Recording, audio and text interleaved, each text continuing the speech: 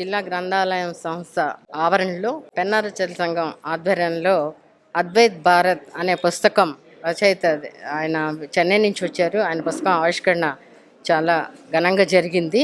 ఈ పుస్తకం ఏమిటంటే భిన్నత్వంలో ఏకత్వం అనేది ఆయన అందరికీ అవసరము. భిన్నత్వంలో ఏకత్వం మన భారతదేశం దాని ధ్యేయం ఏంటి, ఇదంతా కూడా మనకు అవసరం. భిన్నత్వంలో ఏకత్వం అనేది మన భారతదేశం గొప్పతనం. అది తెలియజేయడానికి ఆయన ఈ నవలు రాశారు. ఆయన 24 నవలు దాదాపుగా రాశారు.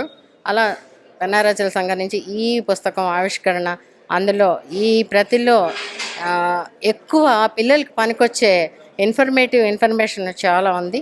ఆ ఇన్ఫర్మేషన్ అంతా కూడా పిల్లలకి అన్ని ప్రదేశాలు అవన్నీ కూడా మనం చూసినంత స్పష్టంగా మనకి ఆయన రాసి ఆ ప్రదేశాలను మనం సందర్శించినంత మా అనుభవం మనకు కలుగుతుంది.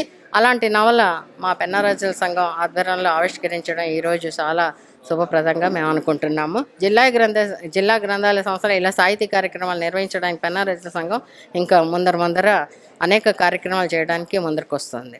దేశం మొత్తం మీద 438 ప్రాజెక్ట్స్ని ఎగ్జిక్యూట్ చేశాను. నా సర్వీస్లో 48 ఏళ్ళు సర్వీస్ చేశాను.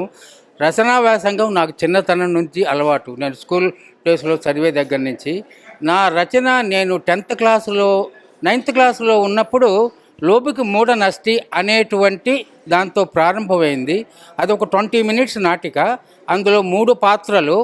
ఆ 3 పాత్రలను నేనే గొంతు మాట్లాడి మా స్కూల్లో ఉండేటువంటి బ్రాడ్కాస్టింగ్ స్టేషన్ నుంచి అన్ని సెక్షన్స్కి మేము రిలీజ్ చేశాము.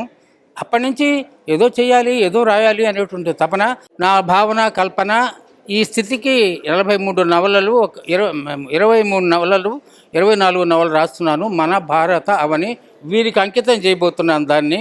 ఈ వేదికని ఇక్కడ ఏర్పాటు చేసి నన్ను పిలిపించి నాకు ఇంత ఇదిగా మీ అందరి సమక్షంలో ఇది చేసినందుకు వారికి నా హృదయపూర్వక ధన్యవాదాలు.